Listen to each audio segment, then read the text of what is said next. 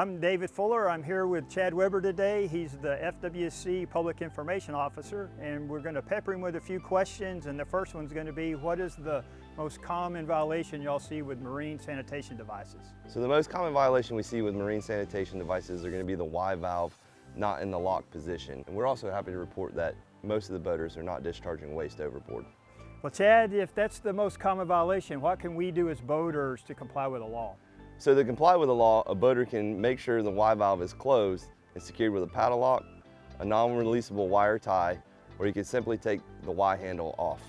As boaters, then we're supposed to secure this Y valve handle or remove it. So when or where do we have to do that? So if the boat does not have a U.S. Coast Guard approved Type 1 or 2 marine sanitation device, the Y valve must be secured in all state waters. State waters include all inland waterways 9 nautical miles from the coast in the Gulf of Mexico and 3 nautical miles from the coast in the Atlantic. So Chad, you talked about what do we do if it's not a Type 1 or 2 MSD? What do we do if it is a Type 1 or 2? If the boat does have a properly functioning Type 1 or 2 MSD, the waste is considered treated and the Y valve must be secured while in any inland lake, reservoir, or impoundment, while in rivers that don't support interstate traffic, and in any federally designated no discharge zone.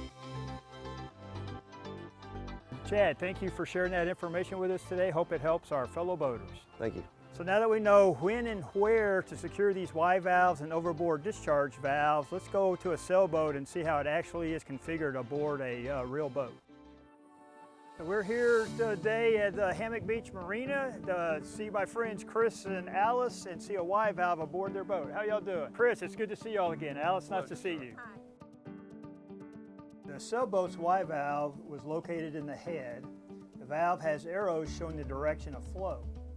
You can see it's in the closed position and was secured with a padlock. So we just looked at the sailboat that had a Y valve, but as Chad mentioned earlier, not all vessels do have a Y valve, so this one does not. So we're going to come aboard and look how this boat is configured, because it still does have overboard discharge and the whole valve does still have to be secured. Whether your boat marine sanitation device has a Y valve or not, we recommend testing your system with a dye tracer. To test, place a dye tracer in the head, let it dissolve for about a minute, and then flush. Next, look at the water around the boat for the dye. Not seeing any dye, I'm going to use the pump out and make sure I see the dye come through the sight glass. If you go to use a pump out to empty your holding tank, but nothing is happening, check your Y valve. It may be in the open position. If that's not it, check your tank vents. After testing your system, label your plumbing appropriately.